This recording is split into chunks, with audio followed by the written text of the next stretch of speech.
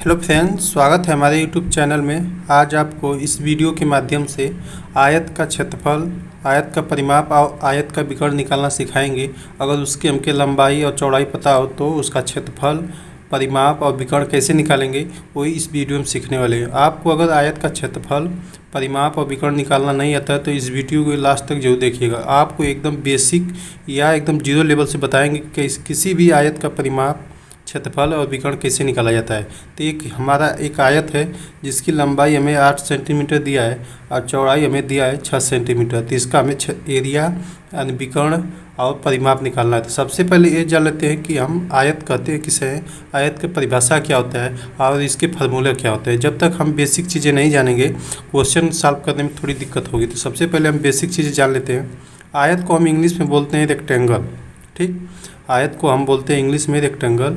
तो इसका डिफिनेशन यानी परिभाषा होता है ऐसा समांतर चतुर्भुज जिसका प्रत्येक कोण क्या होता है, समकोण होता है। यानी समकोण का मतलब 90 अंश, यानी ये प्रत्येक कोण यानी ये सभी कोण क्या है आपस में 90 अंश। यानी ये भी 90 अंश है, ये भी 90 अंश है, यानी चारों कोण कितना है 90 अंश, 90 अंश का है। उसे हम क्या कहेंगे, आयत कहेंगे।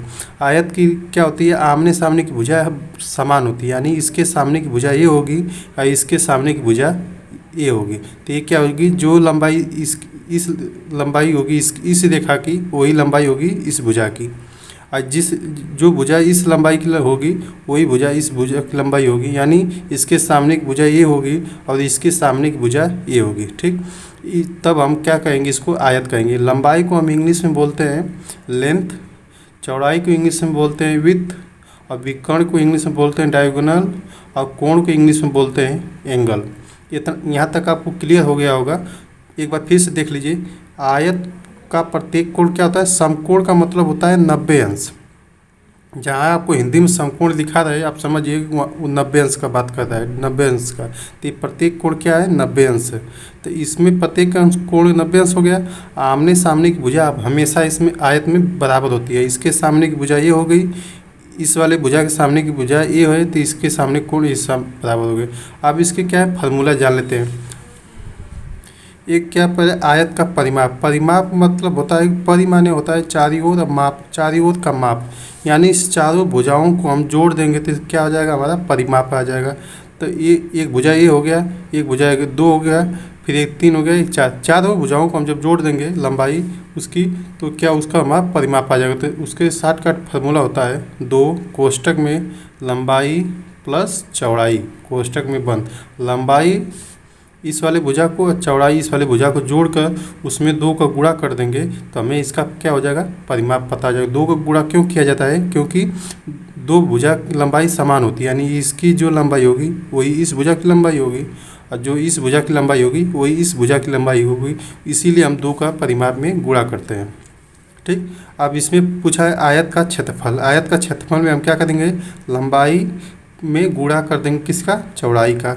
यानी इस भुजा वाले में गुणा कर देंगे इस भुजा का, यानी लंबाई में चौड़ाई का। और विकर्ण पूछा है तो विकर्ण हमेशा तिर्यक होता है। यानी विकर्ण यानी जैसे विकर्ण इस वाले रेखा को बोलेंगे, AC को मिलाने वाली रेखा को बोलेंगे विकर्ण।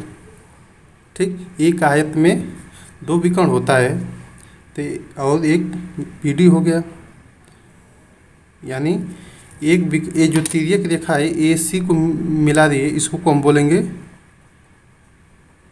विकर्ण, और जो BD को मिला रहे हैं इसको भी हम बोलेंगे विकर्ण। ठीक, विकर्ण को हम इंग्लिश में बोलेंगे डायगोनल। ठीक, अगर इसकी हमें लंबाई पता हो, चौड़ाई पता हो, और इसकी भुजा की लंबाई पूछे तो उसको कैसे निकालेंगे आयत का विकर्ण। तो उसके लिए फार्मूला होता है √ लंबाई का स्क्वायर प्लस चौड़ाई का स्क्वायर। इस फार्मूला से हम क्या करेंगे, आयत का विकर्ण निकाल लेंगे आसानी से। अब चलिए क्वेश्चन को सॉल्व करते हैं। ठीक, हमारा क्वेश्चन है, ये क्या दिया है, लंबाई 8 सेंटीमीटर और चौड़ाई 6 सेंटीमीटर। तब देख लीजिए, एक लंबाई है हमारा कितना 8 सेंटीमीटर। तो इसको स्केल से हम नाप के खींच लेंगे 8 सेंटीमीटर। तो देख रहे हैं यहाँ हमारा 8 सेंटीमीटर आ रहा है। तो यहाँ क्या करेंगे, एक 8 सेंटीमीटर ऐसे खींच लेंगे और 6 सेंटीमीटर स्केल से इस तरह खींच लेंगे। ठीक, जब ये 8 सेंटीमीटर है तो इसके सामने की भुजा ये होगी, तो ये भी क्या होगी हमारा 8 सेंटीमीटर होगा, 8 सेंटीमीटर। चलिए इसको नाप लीजिए, देख लीजिए ये भी 8 सेंटीमीटर आएगा। देख लीजिए यहाँ से 8 सेंटीमीटर हो गया और ये 6 सेंटीमीटर है, तो इसकी भुजा के सामने ये भुजा है, तो ये भी 6 सेंटीमीटर होगी। नाप लीजिए इसको भी, देख लीजिए ये भी 6 सेंटीमीटर होगा। देख लीजिए यहाँ 6 सेंटीमीटर है, ये भी 6 सेंटीमीटर होगी, यानी आमने सामने की भुजा बराबर है। तो इसका क्या निकालना, हमें परिमाप निकालना है, क्षेत्रफल निकालना है और विकर्ण निकालना है। तो विकर्ण आपको बताए हैं कि ये तिर्यक रेखा को हम जो AC को मिलाएगा या BD को मिलाएगा उसे हम विकर्ण बोलते हैं। तो सबसे पहले इसका क्या करेंगे, हम परिमाप निकालेंगे। तो चलिए नीचे से लिखेंगे आयत का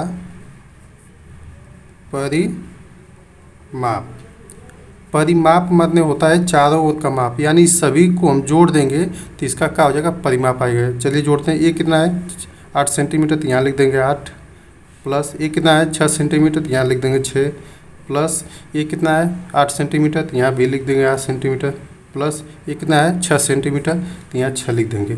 इसको जब हम जोड़ेंगे तो कितना आएगा, 8 6 14, 14 26 ये 28, यानी 28 सेंटीमीटर। ये आपका आंसर आ गया। अगर इसको हम ट्रिक्स लगाएंगे फार्मूला से तो कैसे हो जाएगा, 2 गुणे लंबाई प्लस चौड़ाई,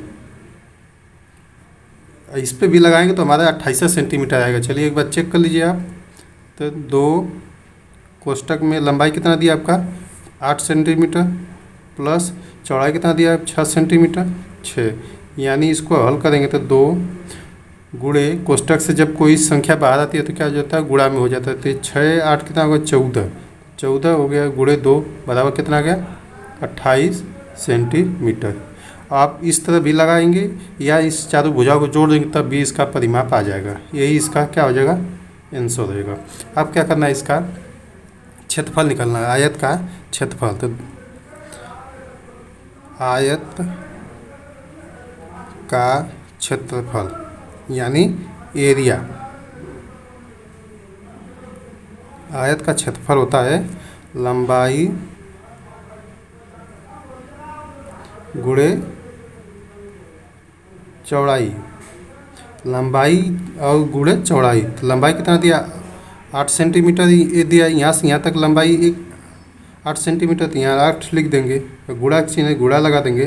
चौड़ाई कितना हमारा ये आपको बताएं अभी 6 सेंटीमीटर, तो यहाँ लिख देंगे 6 सेंटीमीटर।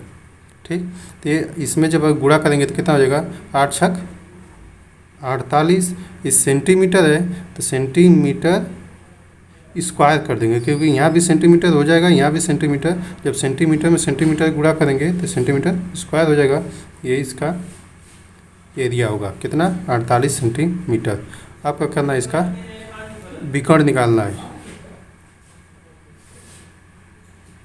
इसका अब हम विकर्ण निकालेंगे। तो विकर्ण निकालने के लिए इसे लिखेंगे तीसरा, आयत का विकर्ण। आयत का विकर्ण हम फार्मूला के लिए बताएं आपको, अंडर रूट लंबाई का स्क्वायर प्लस